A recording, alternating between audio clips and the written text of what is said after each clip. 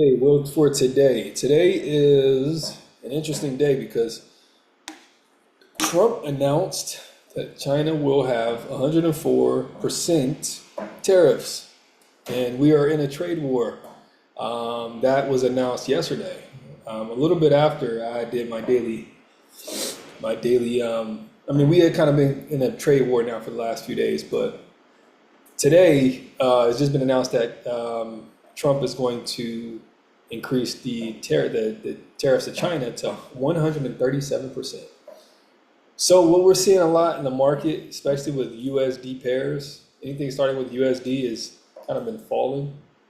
Um, so yeah, there's that for sure. But anywho, we still trade, and I still am a technical analysis. I do use fundamental analysis too, but more so heavier on the technical analysis. So for today, starting for today, what could happen?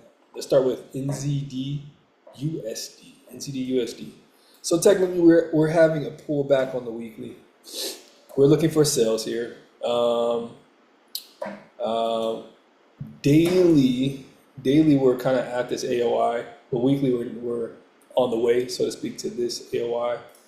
Um, like I said, anything with USD pairs, it's going down right now, and it's a good time to start buying because as these prices are lower, the dollar will bounce back. I'm very confident in it. So right now we do see weekly is had his pullback, daily had his pullback. That's what I was looking for, was more of his pullback here, and it's now at this around this area of interest. I can look for sales down to here, contingent upon NZD falling as well.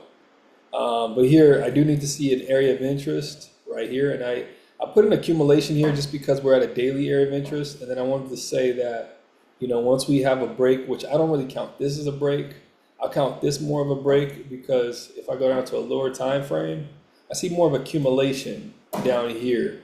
Okay, I see more of the accumulation happening down here. It's like the lowest point. I wouldn't do this right here because I see this point here, and this is just, I can count this too, but once we get here, we're already pretty much in the moving down is what I see. I feel something on my skin. That's why I keep looking over here. Anyways, I have my alert here.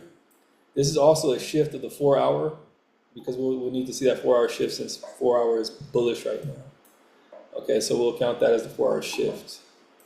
Euro CAD, man, let's see where we're at. We're at a higher high, Euro CAD. We're pretty much at a higher high around the area of interest. Same thing for this one here. We're waiting for this closure. We're waiting for this daily closure because we don't know if this is going to, this candle closure can just determine whether you're bullish or bearish. So we want to make sure we're certain before we move here. And that's the same thing with Euro USD. We want to make sure, we want to see where this candle is closing. So we want to wait for this candle closure. And you see it went perfectly to where I had it aimed to. I had my take profit here. It passed the take profit. It just didn't, unfortunately, it didn't meet all of my rules. I had a lot of pairs actually. This week, I'm very proud of myself. Even this one here, with all these prices going towards my take profit. This is USD JPY. We're looking for this pullback. We need to see a pullback on the daily, then we'll take sales. USD CAD, you see pullback, and then we'll take sales. Maybe even down here, next selling point. But for now, we're just going to keep it there. This one here, my take profit is my set take profit as well. But we need to see a pullback here, and then once we see that pullback, then, maybe we'll use this again as a take profit or a little bit lower, like down here once again. So that's that. We're just monitoring it today. I don't think that's close to being done though, so I'm going to move it down for today. USD JPY, and you see pullback as well. And this is more promising here. I like this one a lot more, but we need to see that pullback. We're gonna move that for today, not close to end. Okay, we have our pullback here. I like that. We've already had a set pullback. The only problem is 4 hour. I need to see that shift instruction 4 hour. I have my accumulation set up here because technically we're above this area of interest. Now, do we have an area of interest daily? Yes, but it was right here. We have another area of interest. Let's see. We have another area of interest right in here. Yeah, we have another area of interest right here. Let me mark this one out.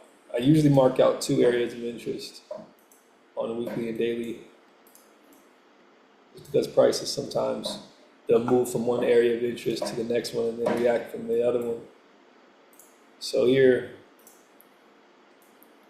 price here, I'm just moving up to the next point where it can have a reaction from, which is right there. I just want to measure it and make sure it's not a huge area of interest. No, it's about less than 20 pips. It works for me. So I'm just gonna mark that out. Cool. So we're out of area of interest, I would say. Okay. At area of interest daily. Sales. I like it. If we were to move down to a lower time frame, yeah, I would like to see it past this one here. I would like to see it past here. We'll have a break here. Even though 4 hours is a long way from a break, it'll be down here at this area. Even if we took it here and it went down there, it would still be a good move. So for now, I want to say that, yeah, this looks good on 30-minute too.